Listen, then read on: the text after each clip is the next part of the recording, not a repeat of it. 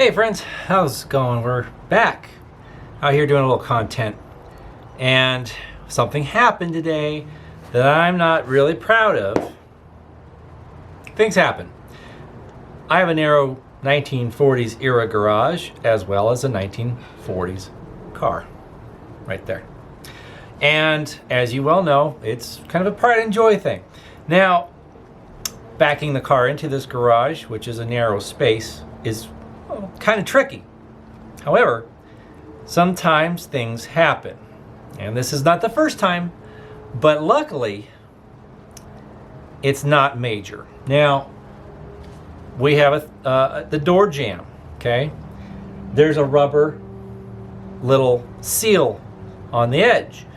Sometimes the fender gets too close to that, and it will rub along the side of that, and also the piece of wood that it's attached to. Now, when they put in the automatic doors a number of years ago, much to my behest, I protested. I tried to keep the original lift, personal lift, spring old style garage door that we had, but management decided to go the other direction, and it's convenient, but I still like the old door better. I don't mind opening it for putting the car in. Anyways, it did narrow the opening by probably 1 inch total, ½ inch on either side.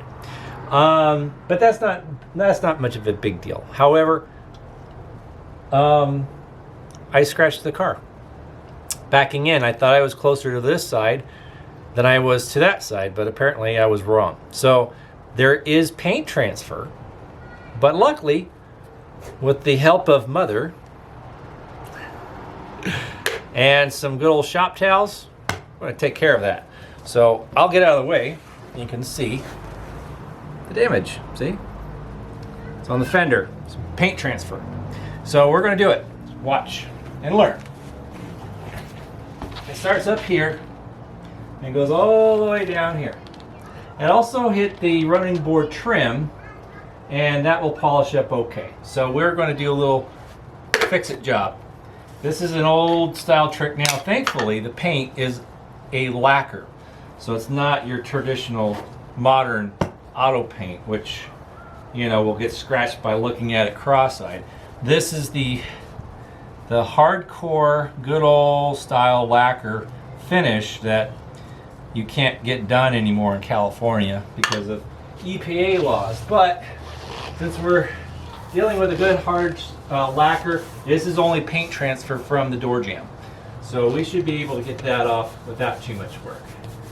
I just apply a generous amount of Mother's rubbing compound, or polish rather. And as you see, it's removing it.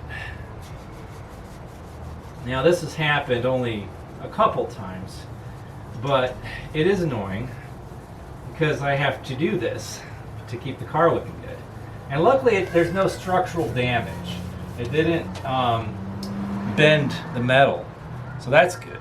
I'm grateful for that. So try to always look at the positive side of everything. But yeah, it's annoying. It's annoying. But anyways, I get to spruce up this paint a little bit and make it look really shiny. So yeah, all things considered, it could be a lot worse like that, me splattering polish on my denim. I keep this stuff outside, and then it gets really soft because it gets hot. It's supposed to be a paste, but when high temperatures enter the picture, it becomes more liquidy. So yeah, but it's what it is. But anyways, it's all part of the game. It's all part of taking care of stuff. Yeah, could be a lot worse. Could be a lot worse.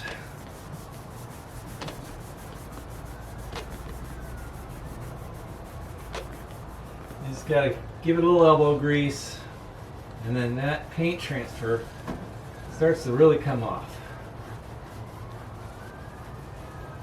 so.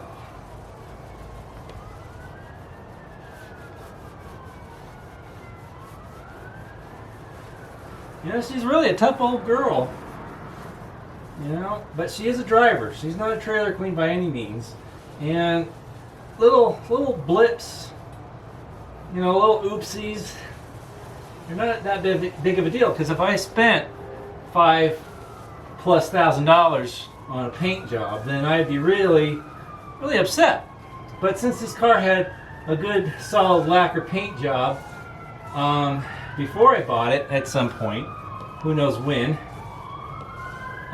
it's not that big of a deal. And she wasn't perfect when I bought her. She needed a lot of TLC, which I've been continually giving her. So, that being said, you know, could have been way worse. But yeah, if I had, you know, spent the money on a really expensive paint job to make her look like $1 million, it's a $10,000 car tops. Why would you want to make it look like $1 million when it's never going to be worth $1 million? But you know, for all intents and purposes, it's nice to have a good looking car, but if you're going to drive an antique car at any given time, you don't want it to be perfect. You know, because once it's perfect, you're not going to want to drive it. And what's the point of having a car that you don't want to drive? I don't know. I mean, maybe you get enjoyment out of carting around a trailer and leaving it to be judged at car shows, but I don't get a kick out of that. I get a kick out of actually driving it down the road. That's where my pleasure is derived. But, you know, she does turn a lot of heads, even not as perfect as maybe I would like it, but, you know, she's a Dodge. She's not a Duesenberg, not a Cadillac, not a Lincoln. And this is, you know, mostly a family car from the 40s. An economy car, more or less. Slightly more expensive than the Plymouth. But, you know, it's still luxurious. It still has plenty of headroom, good leg space, very spacious, nicely appointed, and economical. Has a flathead 6. And it gets the job done. It's not, you know, something you're going to speed down the road in, but, you know, after seeing so many Model A videos on YouTube, this thing will blow the doors off of a 4-cylinder Model A any day. It's a flathead 6. It's got about 100 horsepower. It's got a 218, you know, Chrysler motor. And, yeah, it does pretty good, considering. Yeah, we're almost there, friends. We almost got it all. Just rubbing it out here. Just a few more spots to bring home. Yeah, see, it's almost gone. I don't see that white streaks anymore. Yeah. So now we turn the towel over to the clean side, and then we buff. And there might be better products, but you know, this works. It works well. I'm a firm believer in the mother's polish. I actually buffed this whole car out when I bought it with only mothers. And it really came out great. It really brought back the lacquer finish to almost a mere shine. And then I borrowed a buffing wheel from a friend, and then I applied wax, a couple good coats of wax, and it just made this thing like a mirror. You know, a lot of people give up on old paint, or older paint, and that's kind of sad because the older paint can really kind of work with it. You know, it's not that bad. It really isn't. And it really holds up. And, you know, like, I think there is a movement currently happening where there are people that are buying Survivor classics that have never been touched, that have original paint, and they're leaving them. And they're cleaning them and buffing them out a little bit, but nothing too major. And, you know, that's great, because they're only original once. And I think, like with my lanterns, anything antique that has a patina to it should be admired, because it earned it, you know? I think it did. At least I think so. But, you know, washing away all those years of age, you know, I kind of find it sad, because it spent all that time acquiring it, and then you wipe it all off or clean it all off, and then, you know, sure, it looks shiny and new, but, you know, that's not always what you want. You know, it's nice to let an antique be an antique sometimes. You know, yeah, this car doesn't win trophies. I never entered it to win anything.